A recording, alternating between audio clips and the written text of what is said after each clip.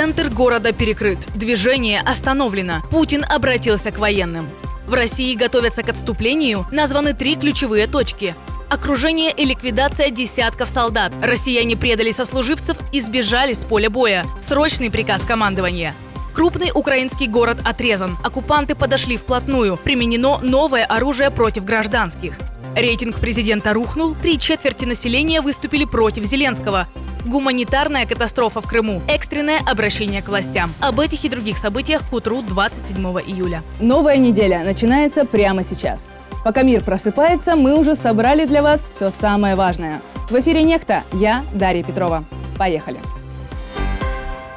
Со дня на день президент покинет страну. По данным ABC News, уже во вторник Владимир Зеленский прибудет в США. В Белом доме его ждет встреча с Трампом. Отношения между Киевом и Вашингтоном с виду наладились, так что резких выпадов в сторону украинского лидера ждать не стоит. Возможно, будет даже наоборот. Услышав об очередных успехах Украины и в дальнобойных ударах и моментами на поле боя, Трамп, глядишь, еще сильнее ужесточит линию в отношении Путина. Президент Трамп любит победителей, а Украина, как оказалось, обладает куда более сильными козырями, чем он ожидал. Она бьет вглубь России собственными дронами и ракетами. Так что я не удивлюсь, если вскоре Владимир Зеленский станет его любимым политиком. Украинский президент будет присутствовать и на похоронах сенатора Линдси Грэма, давнего союзника Украины, чей законопроект об адских санкциях может крайне усложнить выживание и без того потрепанной войной российской экономики. В Петербурге праздник. Там вчера отметили 330-летие военно-морского флота. И вышло, прямо скажем, невесело. Второй год подряд мероприятие проходит без главного морского парада и без салюта. В центре перекрывали движение, глушили связь. А все потому, что поздравить моряков пожаловал лично Путин. Здравствуйте, товарищи! Здравия желаем, товарищ Верховный Главнокомандующий! Но знают ли товарищи, что подошел к юбилею флот, мягко говоря, потрепанным? За 4 года большой войны с Украиной, по открытым и подтвержденным данным, Черноморский флот лишился флагмана, крейсера «Москва». На дно пошли большие десантные корабли «Саратов», «Цезарь Куников», ракетный катер «Ивановец» и патрульный корабль «Сергей Котов». Практически уничтожен Новочеркасск. Тяжело повреждены подлодка «Ростов-на-Дону», фрегат «Адмирал Макаров», корвет «Аскольд» и целый ряд других. По независимым оценкам, около трети боевого состава Черноморского флота уничтожено или выведена из строя. Чего уж там, потерян единственный российский авианосец «Адмирал Кузнецов». Его даже не потопили в бою, он просто дослужился до металлолома. Так и с чем Путин приехал поздравлять моряков? Может, с тем, что они-то еще живы? Колючая проволока, противотанковые рвы, зубы дракона и мины. На 5-й год полномасштабной войны страны, что граничат с Россией и Беларусью, все серьезнее готовятся к возможной агрессии. Асинт-аналитик Климан Мален разобрал по спутниковым снимкам, кто и как укрепляет свои рубежи. Финляндия вдоль всей своей огромной границы развернула по-настоящему впечатляющую подготовку. Дороги, заграждения, инфраструктура. Латвия ставит зубы дракона и расчищает приграничье под линию обороны. А вот те, кому опаснее всего, парадоксально отстают. Литва, при том, что зажата между Калининградом, Сувалкским коридором и границей с Беларусью, почти не укреплена. Серьезных сооружений аналитик не нашел вовсе. Критикует Мален и подготовку Эстонии. Уровень фортификации Эстонии в настоящее время остается очень низким, несмотря на сохраняющуюся угрозу, особенно в отношении Нарвы. Даже у Польши при всех громких заявлениях реально прикрыт лишь крохотный кусок границы с Калининградом, а стратегически важный коридор восточного фланга толком не защищен. Глубина обороны отсутствует. Там, где есть бункеры или траншеи, они расположены на открытых полях, и подавляющая часть границы остается неподготовленной. Конечно, прямой и немедленной угрозы пока нет, но будущее, особенно по соседству с Россией, штука непредсказуемая, а гарантий мира на горизонте не видно.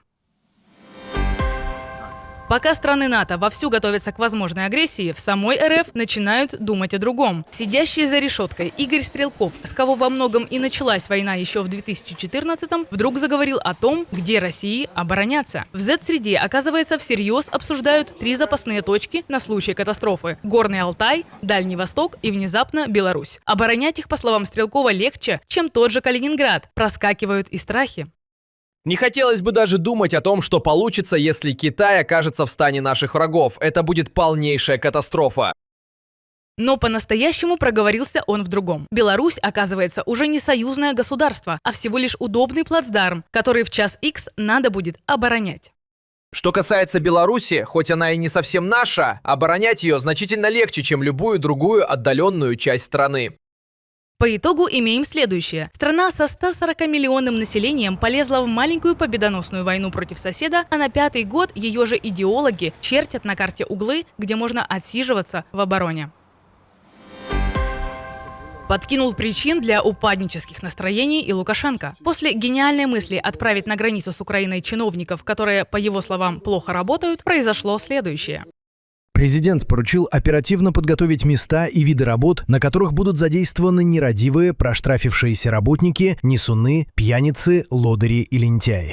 Теперь россияне всерьез боятся, что Минск своими руками откроет против них второй фронт. Как пишет зетник Евгений Скрипник, сначала Лукашенко согнал всю протестную молодежь в армию, где они за госсчет научились обращаться с оружием. Потом выслал из страны лидеров оппозиции, которые тут же создали правительство в изгнании собственными военными силами.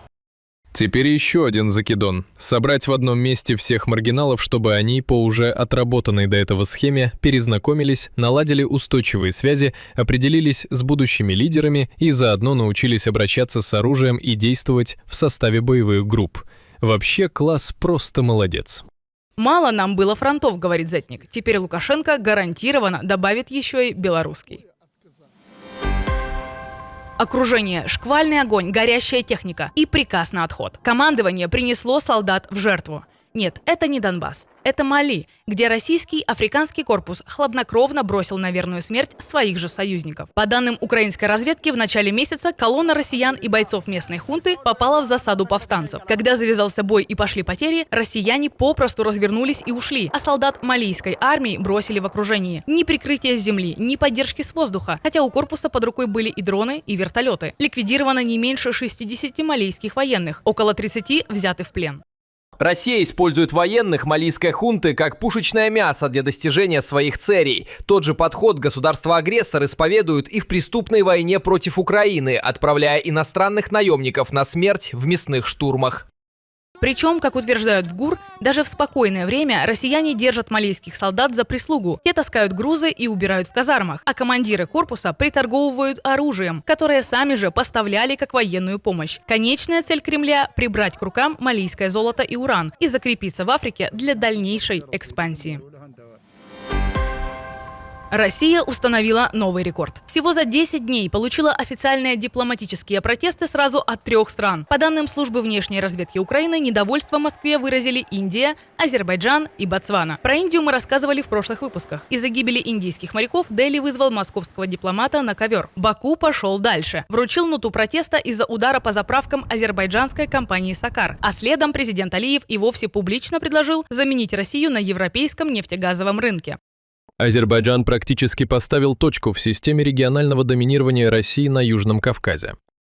Получила удар Москва и от африканских партнеров. Ботсвана официально возмутилась тем, что россияне обманом вербуют ее граждан на войну против Украины. Мир все яснее понимает токсичность любых связей с Кремлем и потихоньку отходит в сторону.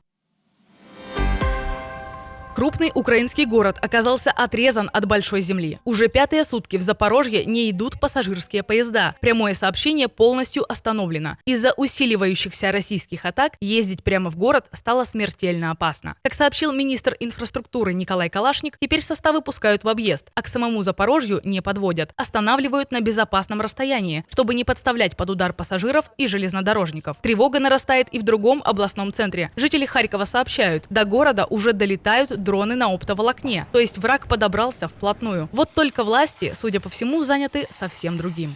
Городская власть продолжает ставить декорации ко дню города, ремонтирует зону у реки, чтоб было красиво. А сеток над городом до сих пор нет, хотя FPV летают уже 24/7. Рейтинг президента рухнул. 3/4 населения против Зеленского. Звучит как приговор, вот только речь не об Украине. По данным издания «Виртуально Польска», почти 76% жителей Польши относятся к украинскому президенту негативно, а почти половина из них резко отрицательно. Такие настроения связаны с до сих пор актуальной темой героизации УПА. В Украине в то же время продолжаются протесты с жестким требованием к Зеленскому вернуть Михаила Федорова на пост министра обороны. Как-то затихла тема Крыма, но легче там не стало, совсем наоборот. Россияне массово записывают видео с отчаянными обращениями поставленной Москвой администрации. Большая просьба заняться ситуацией в Ялте, поскольку здесь развивается гуманитарная катастрофа. Однако с федеральных каналов звучит совсем другая информация. Там продолжают утверждать, что трасса, которая связывает Ростов-на-Дону и Симферополь, сейчас находится под полным контролем российских военных. Делают это, правда, специфически. Здесь не пристегивают ремни безопасности и не соблюдают скоростной режим. Чем быстрее едешь, тем выше шанс проскочить еще один опасный участок. То есть по полностью контролируемой дороге приходится гонять на пределе, лишь бы не попасть под удар. И цифры это подтверждают. По данным Асинт-аналитиков, только за неполный месяц под украинскими ударами на оккупированных территориях пострадали более 540 грузовиков. И это лишь те, что попали на видео. В целом, их количество в этом месяце, вероятно, будет выше, чем в предыдущем. А эпидемия повального выноса логистики расползается уже и на территорию России. Зетник Максим Калашников уже пару недель как постит видео с участка трассы Рыльск-Льгов в Курской области. По его словам, Украина тотально разрушает прифронтовую российскую логистику. Тем временем Z-каналы невольно проболтались, как на самом деле куются сводки об успехах российской армии. Не взяли село, но нужен красивый отчет, не беда. ИИ сгенерирует флаговтык. Канал «Донецкая пехота» пишет, что командир одного из соединений долго скрывал реальные потери территорий и слал наверх бодрые ролики с водружением флага над все новыми селами. Погорел на мелочи. Расслабился и попался на видео, где у солдата с флагом ноги земли не касались. Видимо, именно так Путину и докладывают о полном захвате Купянска и Константиновки. А на этом на сегодня все. Спасибо, что были с нами. Подписывайтесь, чтобы быть в курсе всех событий, и приглашаю на вечерний выпуск.